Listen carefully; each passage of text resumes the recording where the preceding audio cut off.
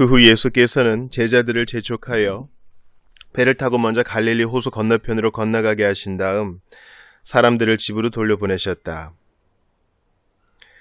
그러고는 기도를 드리려고 홀로 산으로 올라가셨다. 밤이 되자 물결이 사납게 일었고 제자들은 바다 위에서 큰 어려움을 겪고 있었다.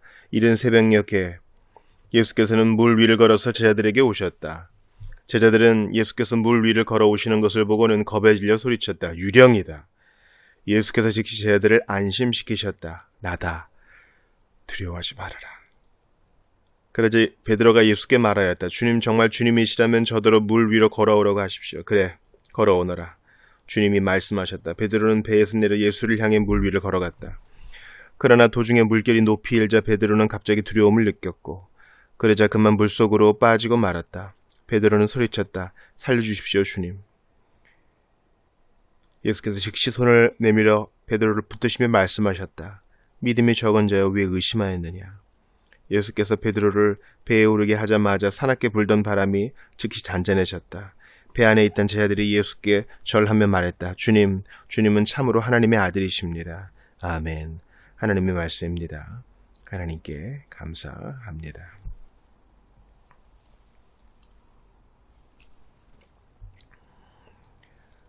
마태복음 14장 22절부터 33절은 8장에도 이런 일이 있었던 것을 우리가 기억할 겁니다. 이런 일이 또 벌어진 것이죠.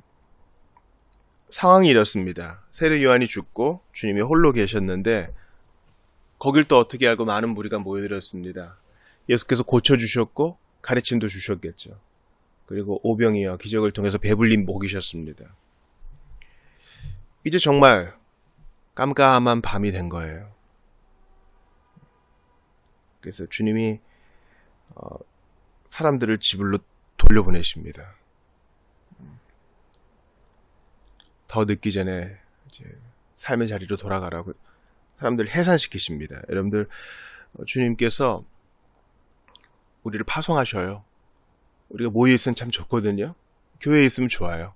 밥도 주고 또 다 친절하고 다 형제자매 아닙니까? 여기 계속 있으면 좋겠다 하는데 주님은 파송하셔요. 그래서 피하고 싶은 우리의 삶의 자리로 보내십니다. 거기서 할 일이 있기 때문이죠. 그리고 제자들도 재촉해서 보내줘요. 배 타고 먼저 건너편에 가 있어라. 나도 따라가마. 그리고 혼자 남으십니다. 홀로 남으셔서 기도하셔요. 밤늦도록 기도하십니다. 여러분, 의도적으로 이렇게 할 필요가 있어요. 우리가 삶에 있어서 주님과 좀 동행하지 못하는 이유는 일단은 혼자 있는 법을 모르기 때문이고 두 번째는 하나님과 고독한 시간을 보내지 못하기 때문입니다. 계속 뭔가를 봐야 되고 혼자 있는 걸 못 견뎌요. 현대인의 대단한 난제예요.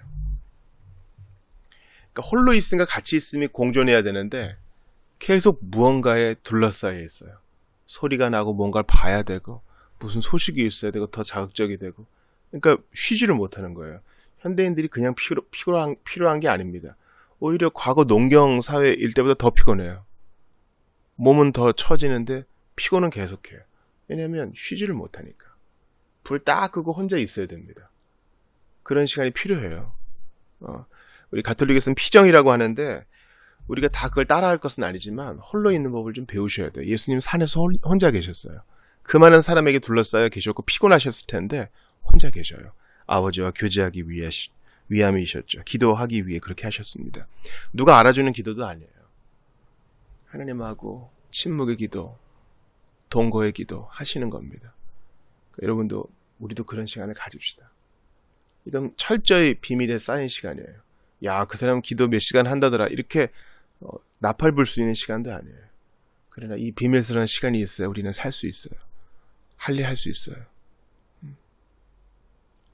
아버지와 독방에서 고요히 침묵의 시간을 보내시고 영교를 나누시는 여러분들 되시기 바랍니다. 그런데 제자들이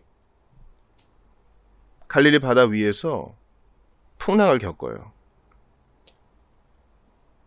밤이 되자 물결이 사납게 일었고 제자들은 바다 위에서 큰 어려움을 겪고 있었다. 제자들 중 대다수가 오부예요. 이 시기는 좀 괜찮겠다 하고 예수님 말씀 듣고 간 거 아니겠어요? 그런데 풍랑을 만나요. 짜증나는 일이에요. 그리고 예수님이 가라고 한 이 자리에서 또 풍랑을 만나요. 한 번이 아니라 두 번씩이나. 여러 마음이 들었겠죠. 이 일을 통해서 우리가 교훈을 받을 필요가 있습니다. 성도가 마땅히 행해야 될 의무를 수행하는 중에 이런 풍랑을 맞을 수 있어요. 아니, 주님이 가라 그래서 갔는데 왜 풍랑이야? 이렇게 짜증낼 게 아니라 주께서 가르치시고자 하는 바가 있다. 주께서 더 놀라운 은혜로 자신을 드러내고자 하시는 섭리가 있다. 이걸 믿고 버텨 나가야 됩니다. 또 이런 생각할 수 있어요. 뭐야, 풍랑이 있을 줄 알면서 먼저 우리 보낸 거야? 우리 갖고 장난치는 거야? 이것 때문에 믿음이 줄어들어서는 안 됩니다. 하나님이 행하시는 것을 우리가 지금은 몰라요. 그 누가 알겠어요. 그러나 이후에는 알게 될 것입니다. 그러니 주께서 지금 내게 허락하시는 모든 것을 예와 아멘으로 떡으로 받는 거예요. 또한 전에는 주무시고 계셨지만 같이 계셨거든요. 지금은 같이 계시지도 않아요. 야, 더 어렵다. 더 어렵다. 할 수 있죠. 여러분 기억하세요. 주님이 처음에는 좀 약한 어려움 주시고 그 다음엔 더 큰 어려움을 주십니다. 그래서 믿음으로 살도록 단계적으로 훈련을 시키세요. 전에는 같이 안 계셨으나 이런 교훈을 주셨지. 바람과 바다를 잔잔케 하시는 우리 주님의 권능을 보게 하셨지. 왜 두려워하느냐? 믿음이 없는 자들을 하셨지. 이때도 한번 그것을 사용해 볼 때가 아닌가. 이렇게 주님이 단계적으로 그들을 훈련시키세요. 그러니까 여러분, 우리가 이 땅을 살면서 고난이 없다고 제발 생각하지 마세요. 베드로 사도가 쓴 서신서에 보면은 선을 행함으로 고난받는 게 악을 행함으로 고난받는 것보다 낫다. 이런 얘기하면서 전제를 깔죠. 고난이 늘 있다는 거예요. 선을 행하든 악을 행하든. 이 고난의 바다를 건너갈 때 우리가 하나님 함께 계시지. 비록 내가 느끼지 못할 뿐 나 도와주시지. 이 믿음으로 꺾이지 않기를 바랍니다. 그래서 주님이 걸어오세요. 물 위로 걸어오세요. 제 아들이 이 바다 위에서 큰 어려움을 겪는 것도 어려운데 물 위를 걸어오시는 주님을 보고는 헛개비다, 유령이다 하면서 놀랬겠죠. 또 풍랑이 일었으니까 파도가 올라갔다 내려갔다 하지 않았겠어요? 주님이 그것을 뚫고 오시는 거예요. 제 아들 얼마나 두려웠을까요? 그 밤에. 그때 주님이 제 아들을 안심시키십니다. 내니 두려워 말라. 근데 여기서 우리가 좀 깨달아야 될 것은 출애굽기 14장 24, 25절에 그 홍해를 건너는 이스라엘 백성을 하나님이 도우시면서 이런 말씀하세요. 새벽에 여호와께서 불과 구름 기둥 가운데서 애국 군대를 보시고 애국 군대를 어지럽게 하시며 그들의 병거 바퀴를 벗겨서 달리기가 어렵게 하시니 애국 사람들이 이르되 이스라엘 앞에서 우리가 도망하자. 여호와가 그들을 위하여 싸워 애국 사람들을 치시도다. 새벽에 주님이 나타나세요. 그 밤에 그렇게 고생하게 하시고 새벽에 나타나세요. 이스라엘 백성들도 홍해 건너기 직전 주님이 새벽에 도우시죠. 이 새벽에 일이 일어남을 여러분 기억하시고 가능하면 이른 아침에 눈을 뜨십시오. 새벽 고요한 시간에 주님과 교제하세요. 그때 주님이 우리를 만나주시는 일들이 많아요. 이 시간을 귀히 여기세요. 물을 밟으시는 주님. 욥기 9장 8절에 보니까 홀로 하늘을 펴시며 바다 물결을 밟으신다 그랬는데 실제로 바다 물결을 주님이 밟으시죠. 새벽에 이런 일을 경험할 수 있어요. 그러니까 밤의 사람보다는 아침의 사람 되는 게 좋아요. 근데 베드로가 정말 주님이시면 저도 좀 물 위로 걸어오라고 해주십시오. 베드로의 어떤 충동적 기질이 드러납니다. 근데 주님이 오라. 토달지 않으시고 오라 하십니다. 이런 베드로를 보고 좀 경솔하다 하실 분 계셔요? 결국 물에 빠졌잖아요. 그리스도의 허락을 받아 물 위로 들어선 것은 그의 믿음과 결심을 보여줍니다. 다른 사람들은 못하는데 예수님께 가고 싶었던 거예요.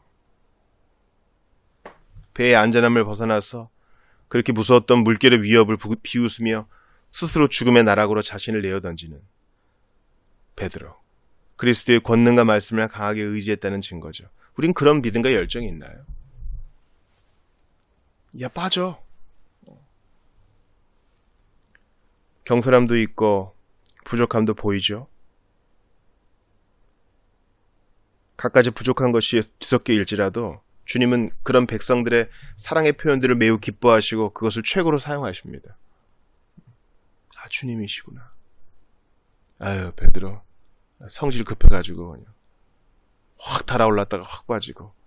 우리가 이렇게 비판할 수도 있지만 내게는 그런 열정이 있는가? 주님께 한 걸음이라도 좀 빨리 나아가고 싶은 그런 열정이 있는가? 그런 믿음이 있는가? 한번 돌아올 필요는 있어요. 그래, 걸어오느라. 주님이 말씀하셨다. 베드로는 배에서 내려 예수를 향해 물 위를 걸어갔다. 기적이 베풀어진 것입니다. 그가 더욱 믿음 위에 서게 된 것입니다. 예수께 가까이 가면요, 예수님이 붙드십니다. 시편 63편 8절을 근거로 봐서 나의 영혼의 주를 가까이 따르면 주의 오른손에 붙드십니다. 우리의 명분이 주 예수 그리스도일 때 특별한 지원이 약속되며 기대가 됩니다. 오른손이 나를 붙드세요. 믿음의 모험 같은데 붙드신다고요.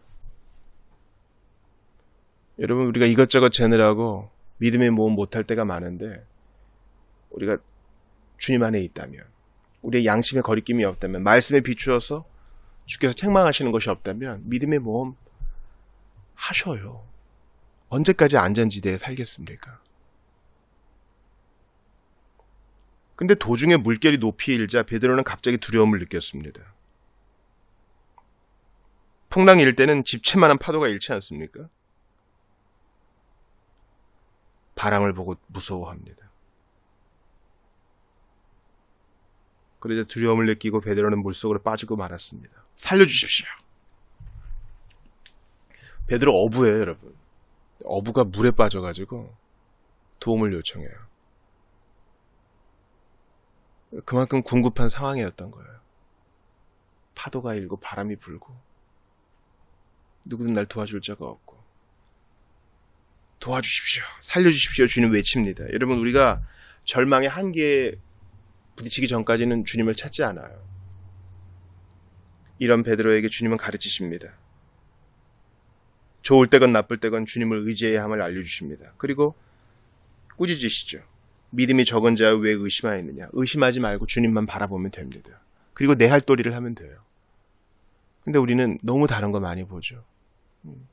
운동선수도요, 시선 처리가 대단히 중요하다 하지 않습니까? 우리가 시선을 어디에 두느냐에 따라서 운동의 결과가 확연히 다르게 나타납니다. 시선은 주님께 우리의 할 도리를 하며 의지를 들여 의심을 꺾어내는 것입니다. 그때 주님으로부터는 특별한 약속을 받을 수 있습니다. 이사야 51장 13절 보세요. 하늘을 펴고 땅의 기초를 정하고 너를 지은 자 여호와를 어찌하여 잊어버렸느냐. 왜 잊어버렸느냐? 잊지 말고 바라보라. 무서워도 바라보라. 풍랑이라도 바라보라. 그 의지를 드리는 거예요. 자연스럽게 로봇처럼 되는 거 아닙니다. 주님은 우리를 인격적 존재로 만드셨다고요.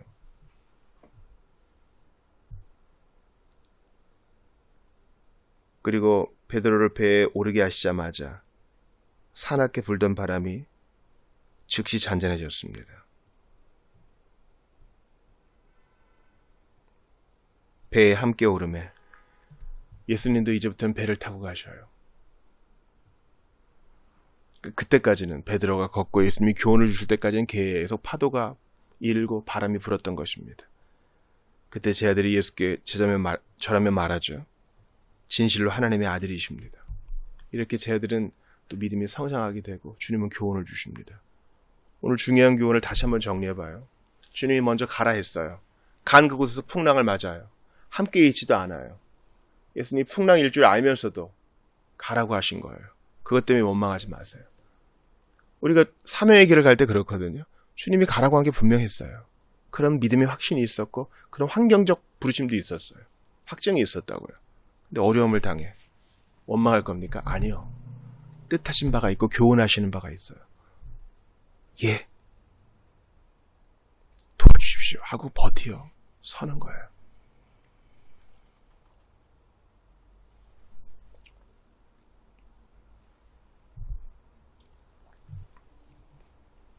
주님을 잊으시면 안 됩니다. 내 삶은 어느 하나도 홀이라도 우연으로 벌어진 거 없다. 주님이 도우신다. 이 믿음으로 가야 됩니다.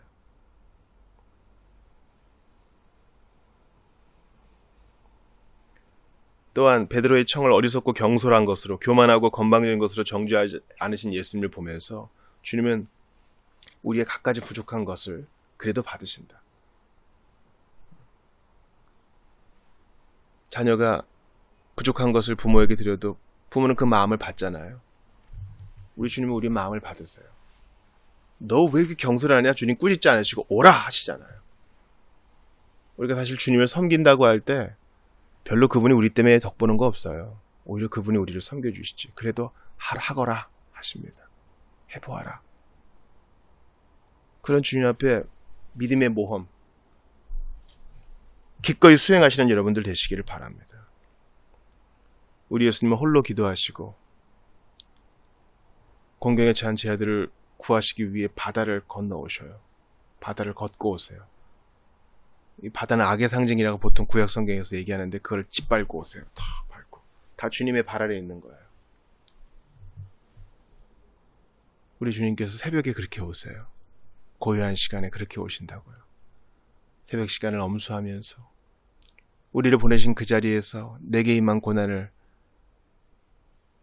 이겨내게 하시고 우리의 믿음을 성장시키는 예수님 바라보면서 홀이라도 물러서지 않는 여러분들 되시기를 주의 이름으로 축원합니다.